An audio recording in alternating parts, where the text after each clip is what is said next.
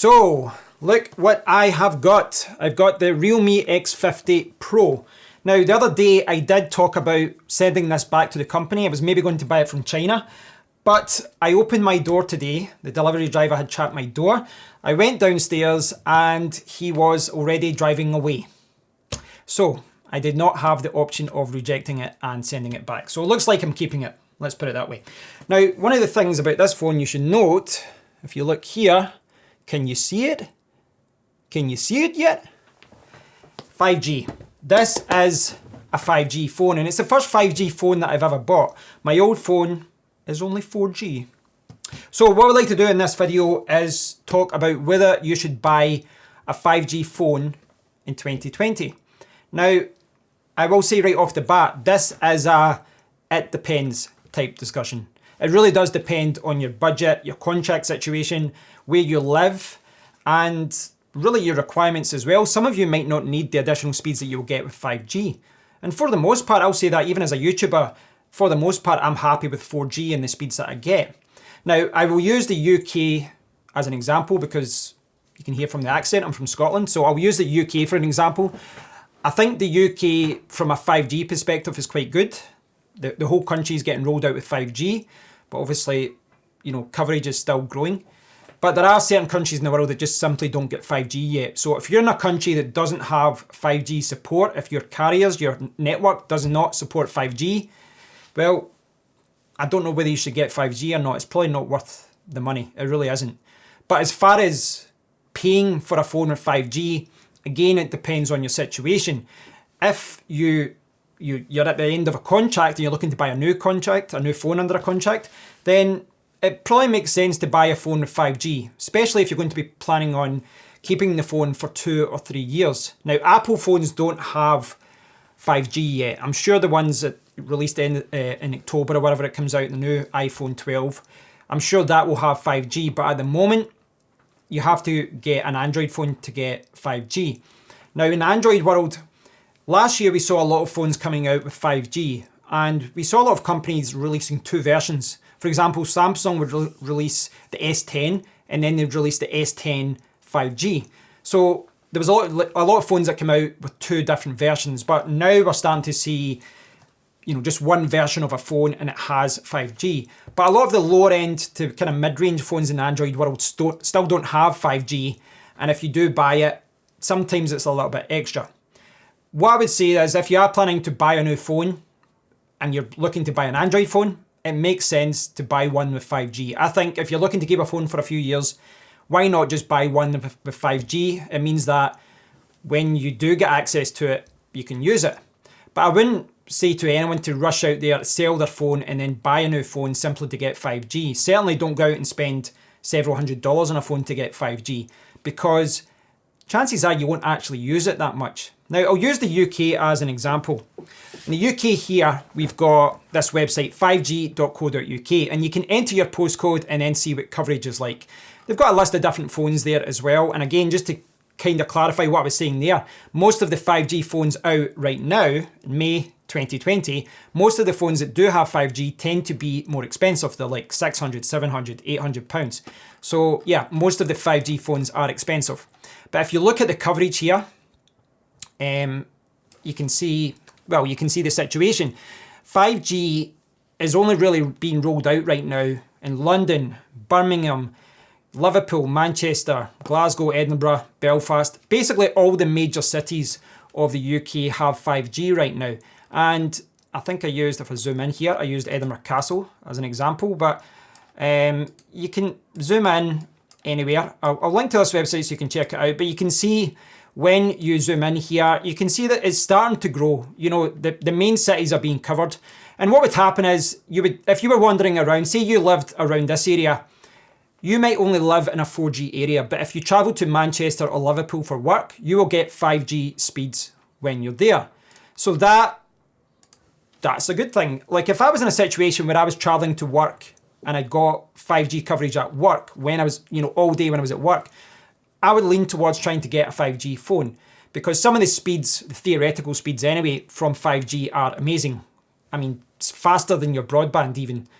There are examples out there where someone's in a city and there's black spots right now. Now, I imagine this will be a problem for a while, but there's black spots where with 5G, you even get lower speeds than 4G sometimes, depending on where you are. But 5G phones can revert to 4G and then 3G, so I really think that's a known issue. But coverage is something to consider. I really do think this is probably one of the biggest things to think about. As I was saying, if you're in a country that doesn't have, that doesn't have 5G rolled out, it's kind of meaningless.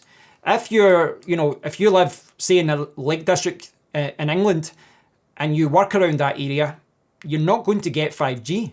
You're not going to get it. So there's no point going out there and changing your phone or buying a new phone or even getting a 5G plan just to get 5G coverage, because you'll never use it. And if you do the occasional trips to London or Liverpool or Manchester, whatever, I still don't think it's worth it. I think you really want to be using 5G on a regular basis to justify paying for it. Now, as far as paying for it goes, again, this is something that depends, and it depends on your network.